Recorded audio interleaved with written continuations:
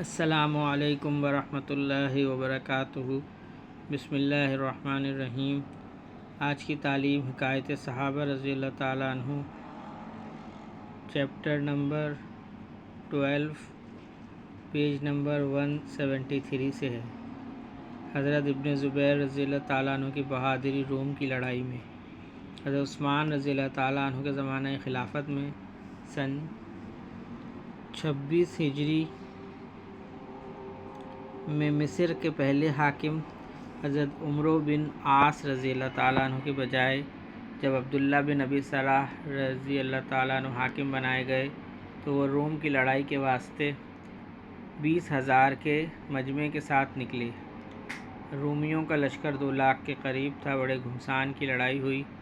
رومیوں کے امیر جرجیر نے اعلان کیا کہ جو شخص عبداللہ بن ابی سرح رضی اللہ تعالیٰ عنہ کو قتل کر دے گا اس سے اپنی بیٹی کا نکاح کروں گا اور 1,00,000 دینار انعام بھی دوں گا۔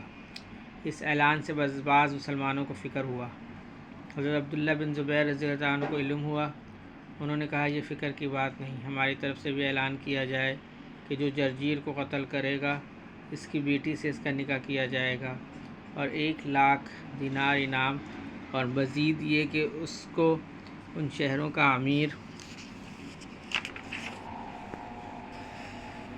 بھی بنا دیا جائے گا۔ الغرض دیر تک مقابلہ ہوتا رہا۔ حضرت عبداللہ رضی اللہ تعالیٰ عنہ نے دیکھا کہ جرجیر سارے لشکر کے پیچھے ہے اور لشکر اس سے آگے بڑھا ہوا ہے۔ 2 باندیاں مور کے پروں سے اس پر سایہ کیے ہوئے ہیں۔ انہوں نے غفلت کی حالت میں لشکر سے ہٹ کر اس پر تنہا جا کر حملہ کیا۔ وہ یہ سمجھتا رہا کہ یہ تنہا اس طرح آگے بڑھے آ رہے ہیں، کوئی پیغام صلح لے کر آئے ہیں، مگر انہوں نے سیدھے پہنچ کر اس پر حملہ کر دیا اور تلوار سے سر کاٹ کر برچے پر اٹھا کر لے آئے اور سب دیکھتے کہ دیکھتے رہ گئے۔ قائد معزز فرماتے ہیں، حضرت عبداللہ بن زبیر رضی اللہ تعالیٰ عنہ 9 عمر ہی تھے۔ ہجرت کے بعد سب سے پہلی پیدائش مہاجرین میں انہی کی ہے۔ مسلمانوں کو ان کی پیدائش سے بہت خوشی ہوئی تھی، اس لیے کہ 1 سال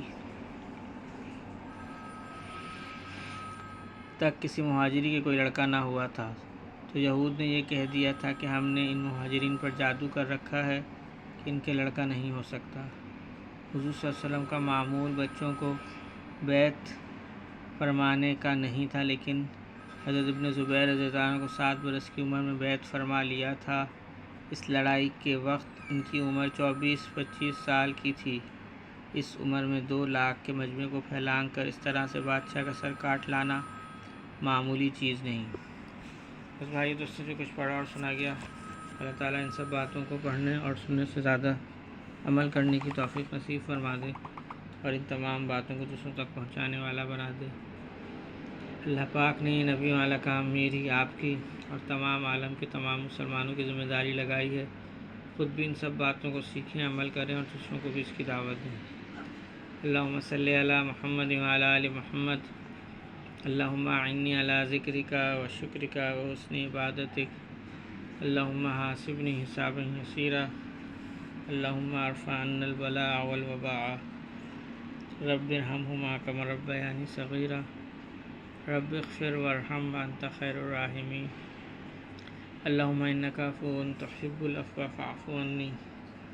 یا اللہ پاک جتنے مسلمان اس دنیا سے جا چکے ان سب کی بخشش و مغفرت فرما دیجیے۔